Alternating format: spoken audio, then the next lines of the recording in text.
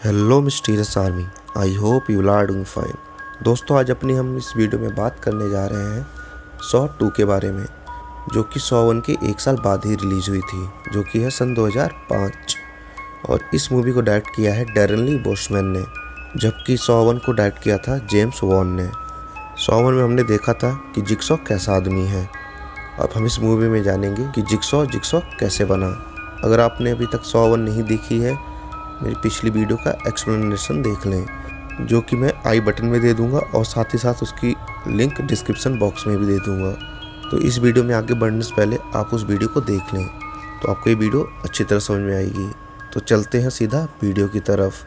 और इससे पहले अगर आपने मेरे चैनल को सब्सक्राइब नहीं किया है तो मेरे चैनल को सब्सक्राइब कर लें और साथ ही साथ उस बेल आइकन को भी प्रेस कर दें, ताकि आपको मेरे चैनल पर आने वाली नई नई वीडियो की नोटिफिकेशन मिलती रहे और मुझे वीडियो बनाने की मोटिवेशन।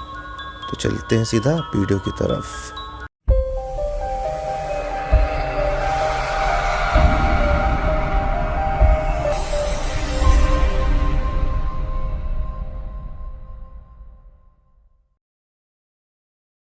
मूवी के ओपनिंग सीन में हम एक आदमी को देखते हैं जिसका नाम होता है माइकल मार्क्स, और ये जिगसॉ के ट्रैप में फंसा होता है। उस ट्रैप का नाम है डेथ मास्क, और ये इंस्पायर्ड है 19th सेंचुरी के आयरन मेडन से।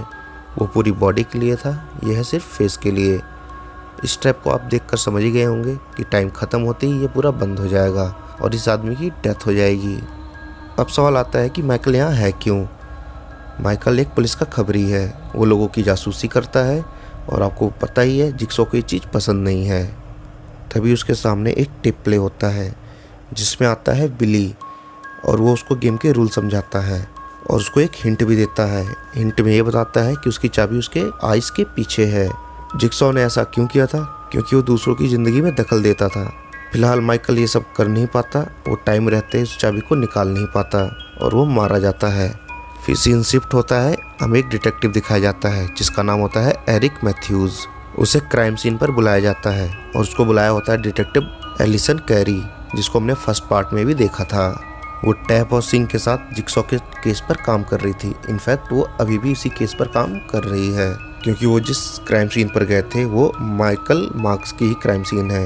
अब एरिक को इसलिए बुलाया गया था क्योंकि मार्क्स उसी का ही खबरी था, और सिर्फ यही वजह नहीं है, वहाँ पर एक मैसेज भी था एरिक के लिए, जो था लुक क्लोज डिटेक्टिव मैथ्यूज़। क्योंकि जिगसॉ एरिक को इस केस पर चाहता है और वो चाहता है कि एरिक इस केस को थोड़ा बहुत पास से देखे। एरिक इस केस के बारे में बहुत ज़्यादा सोचता है। तभी उसको एक क्लू मिलता है। वो माइकल के ट्रैप पर एक कंपनी का नाम पड़ता है जो होता है विल्सन स्टील, यानी ये ट्रैप वहीं से बना था। एरिक जरा सा भी देर नहीं करता और पूरी टीम के साथ उस बिल्डिंग में पहुंच जाता है। जब वो वहाँ पहुँचते हैं तो जिगसॉ आराम से नाश्ता कर रहा था, यानी कुछ तो गड़बड़ है, क्योंकि हम सब जानते हैं जिगसॉ इतना बेवकूफ़ नहीं है। स्वाट टीम धीरे धीरे अंदर बढ़ रही थी, तभी उन्हें रास्ते में मिलता है बिली, जो कि उनकी हालत ख़राब करने आया था, और वो ऐसा कर भी देता है। एक इलेक्ट्रिक ट्रैप में फंसकर कई ऑफिसर घायल हो जाते हैं। तब उन्हें पता चलता है ये फैक्ट्री किसी एक ट्रैप से कम नहीं है। धीरे धीरे करके वो जिगसॉ के रूम तक पहुंच जाते हैं। वहाँ जिगसॉ आराम से बैठा हुआ था। वो जिगसॉ को अरेस्ट करते हैं। जैसे ही वहाँ से वो जाने वाले होते हैं तो जिगसॉ उनसे कहता है कि वो अगला रूम चेक कर लें। जब एरिक मैथ्यूज़ अगला रूम चेक करने जाता है तब उसके होश उड़ जाते हैं। वहाँ पे ढेर सारे मॉनिटर्स लगे हुए थे जिस पर लाइव फीड चल रही थी, और लाइव फीड चल रही थी जिगसॉ के गेम की, जहाँ पे कई लोग फंसे हुए थे। अब एरिक ये सब देखकर कुछ ज़्यादा ही परेशान हो जाता है, क्योंकि उसका बेटा डैनियल भी इस गेम का एक हिस्सा था। और हम सब व्यूअर्स को ये पता चलता है कि जिगसॉ का एक प्लान था एरिक को यहाँ लाने के लिए।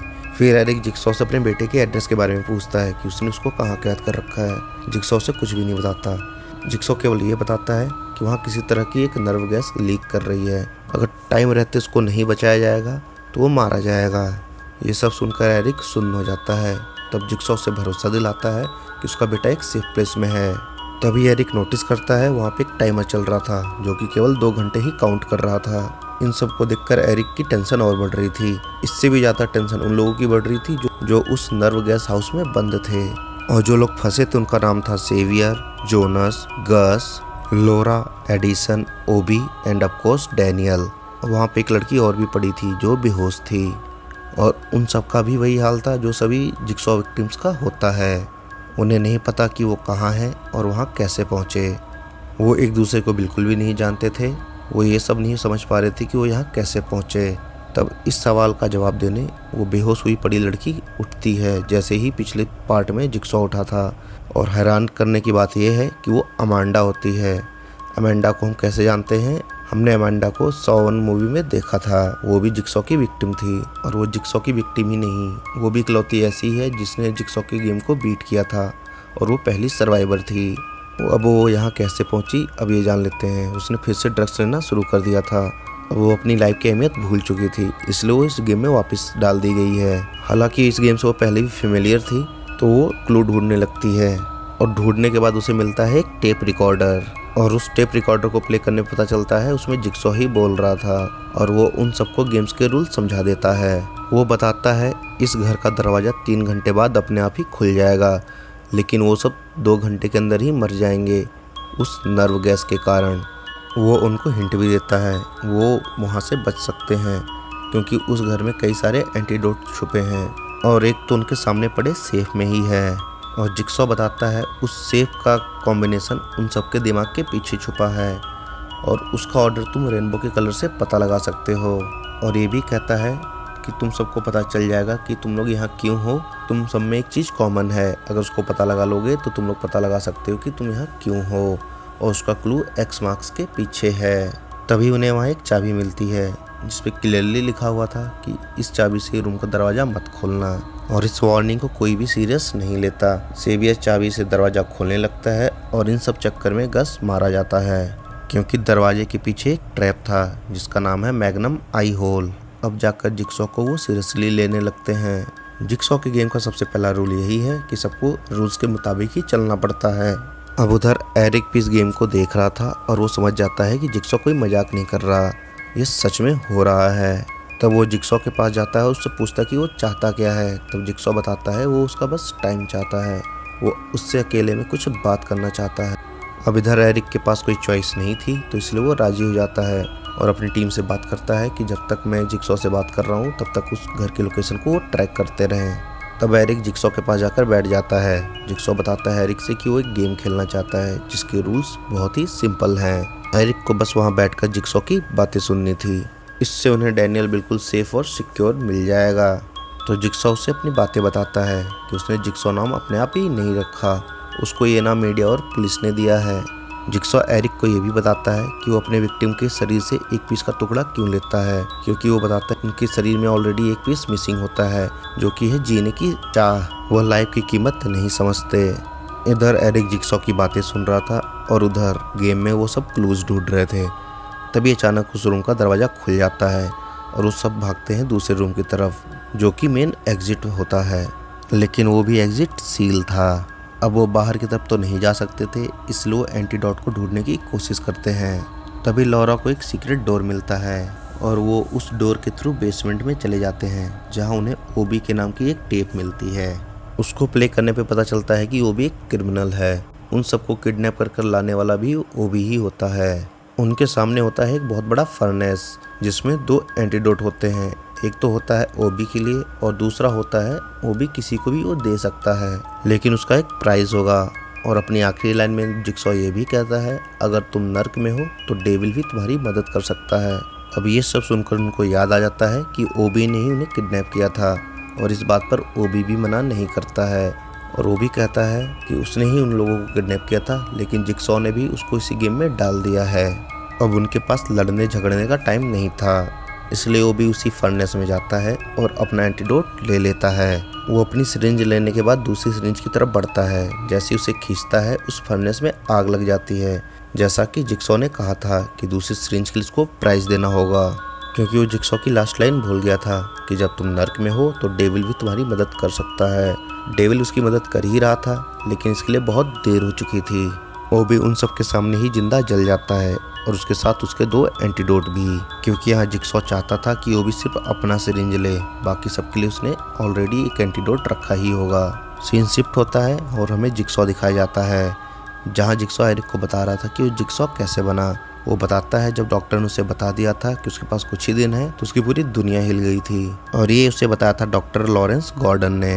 तो इन सब को सुनकर वो आत्महत्या करने जाता है, लेकिन वो कार क्रैश में बच जाता है। तब उसको लगता है कि उसकी बॉडी एक कैंसर से लड़ नहीं पा रही, लेकिन कार क्रैश झेल गई। तब उसने ये डिसाइड कर लिया था कि अब उसके पास जितना भी दिन है वो उस लाइफ को अपना एक मकसद देगा, और वो ये सब यही कर रहा है। जो लोग अपनी लाइफ को वेस्ट कर रहे हैं, जिक्सॉ उनको उनकी लाइफ की इंपॉर्टेंस समझा रहा है।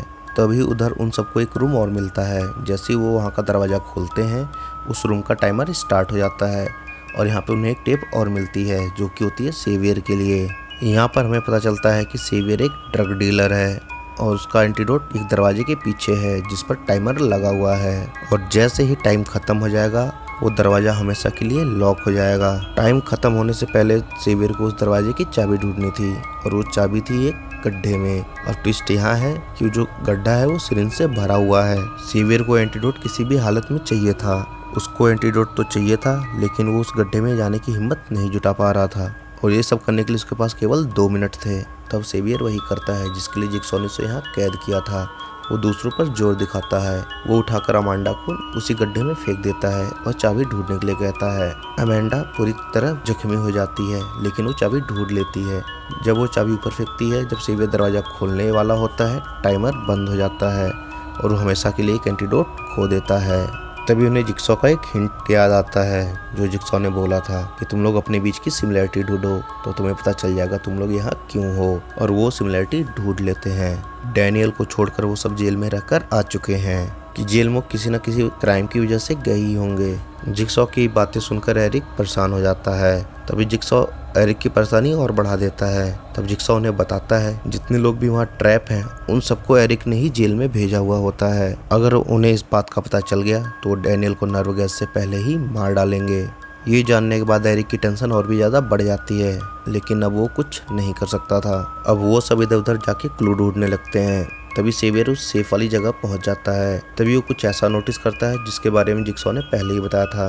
वो गस के पीछे एक नंबर नोटिस करता है जो कि एक रेड कलर से लिखा हुआ था।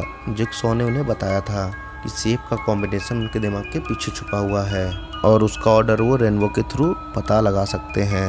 यानी सेफ का कॉम्बिनेशन उन सबके गर्दन के पीछे लिखा हुआ था, और उसका ऑर्डर वो रेनबो के कलर से पता लगा सकते हैं जो कि होता है बिवग्योर। इतना आसान क्लू वो नोटिस ही नहीं कर पाए क्योंकि वो रूल्स के हिसाब से चल ही नहीं रहे थे। अब सेवियर को पता लग चुका था, उसको तो बस सबकी गर्दन चेक करनी थी। वो शुरुआत करता है जोनस से।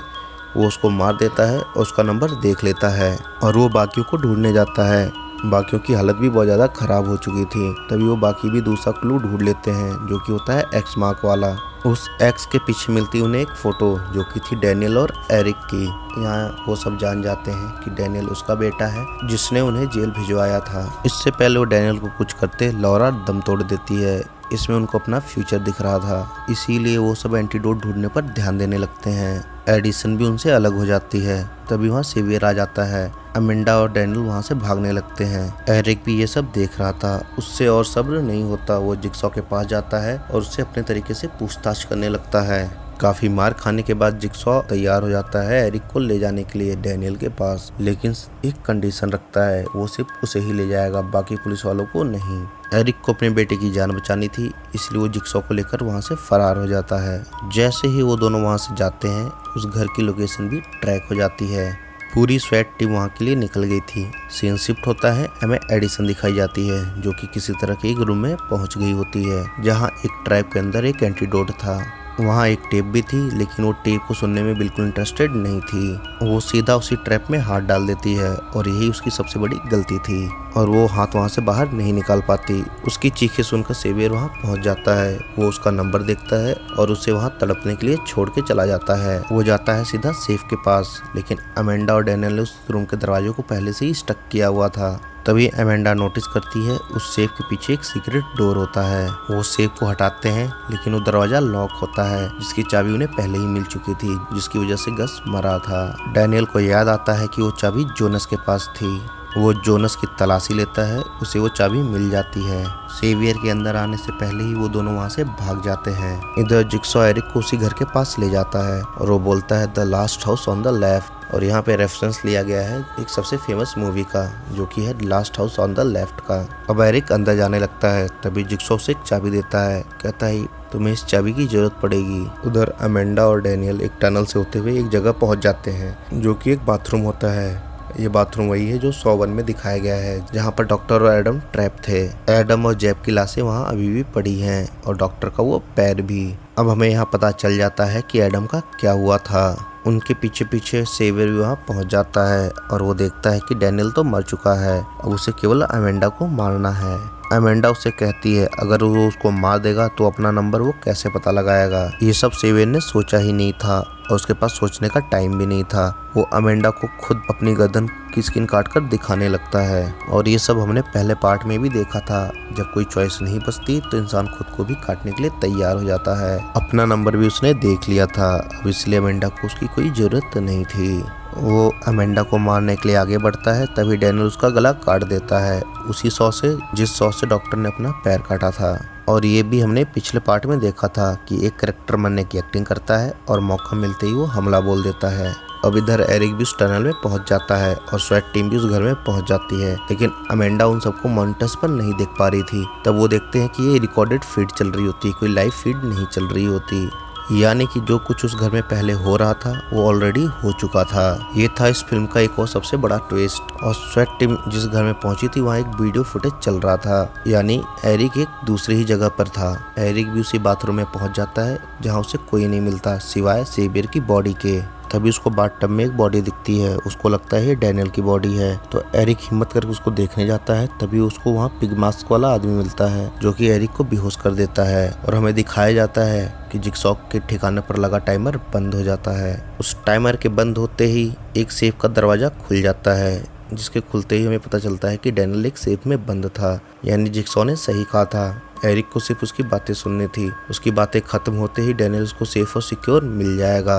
जिगसॉ ने उसे कई बार हिंट दिए थे कि डैनियल एक सेफ प्लेस में है, लेकिन उसने हिंट को इग्नोर किया और डैनियल सच में एक सेफ में ही बंद था।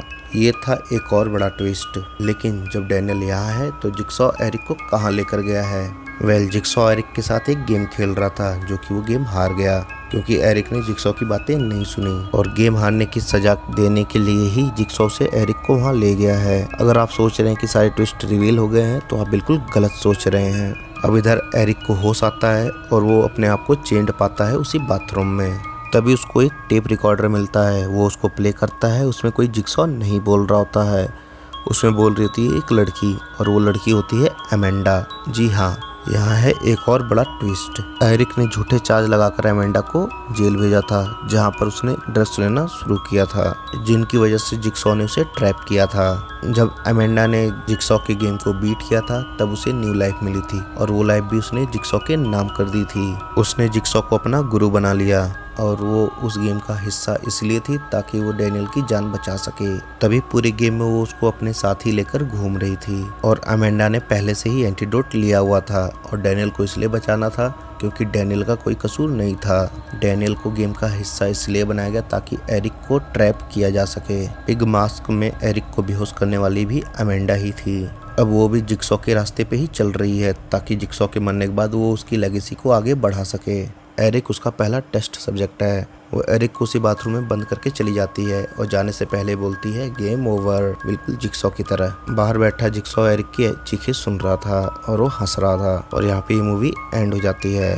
मूवी की स्टार्टिंग से ही कई ट्विस्ट थे, इसकी एंडिंग में भी एक बहुत बड़ा ट्विस्ट था, इसीलिए इस मूवी को परफेक्ट सीक्वल कहा गया है और सॉ 2 को सॉ 1 से ऊपर रखा जाता है क्योंकि स्टोरी के मामले में सॉ 1 से कई गुना ऊपर है। इसका प्लॉट इतना स्मार्ट है कि कोई गेस नहीं कर सकता था। इस मूवी का बजट था $4 मिलियन और इस मूवी ने कमाई की थी $147.7 मिलियन की, जो कि फर्स्ट पार्ट से कई ज़्यादा है। इस मूवी को 2006 में DVD पर रिलीज किया गया था, वहाँ पे भी इस मूवी ने कई रिकॉर्ड तोड़ दिए थे क्योंकि इस मूवी की करीबन 3 मिलियन कॉपीज बिकी थी। इस मूवी में हमने जिगसॉ का ओरिजिन देखा और साथ ही साथ हमें ये भी पता चला कि जिगसॉ की एक अपनी ही फॉलोइंग बनती जा रही है। कुछ लोग उसे गॉड समझने लगे हैं और मरने के बाद उसकी लेगेसी को भी जिंदा रखना चाहते हैं। अमेंडा जिगसॉ के लिए ही काम करती है, इसका क्लू हमें मूवी की स्टार्टिंग में दे दिया गया था जब अमेंडा ही जिगसॉ की तरह उठती है। इस मूवी से जुड़ा एक फैक्ट और भी है, इस मूवी के क्लाइमेक्स को सीक्रेट रखने के लिए काफ़ी एक्टर्स को उनके स्क्रिप्ट के लास्ट के 25 पेज दिए ही नहीं गए थे और 5 तरह की अल्टरनेट एंडिंग भी शूट की गई थी ताकि एक्टर्स कंफ्यूज रहें। बोसमैन ने इस फिल्म की स्क्रिप्ट का नाम रखा था द डेस्परेट और इस नाम को जस्टिफाई भी करता है, क्योंकि इस फिल्म में दिखाए गए सारे कैरेक्टर बहुत डेस्परेट थे, वो रूल्स फॉलो कर ही नहीं रहे थे। जब एरिक जिक्सॉ से मिला था, उसके मिलने से 2 घंटे पहले ही सब उस नर्व गैस हाउस में मर चुके थे। आई होप आपको ये वीडियो पसंद आई होगी। अगर आपको ये वीडियो पसंद आई है तो इस वीडियो को ज़्यादा से ज़्यादा शेयर करें। मैं ऐसी ही इंटरेस्टिंग वीडियो लाता रहता हूँ, इसलिए मेरे चैनल को सब्सक्राइब करें। तो मिलते हैं अपनी नेक्स्ट वीडियो में। Till then God bless you all.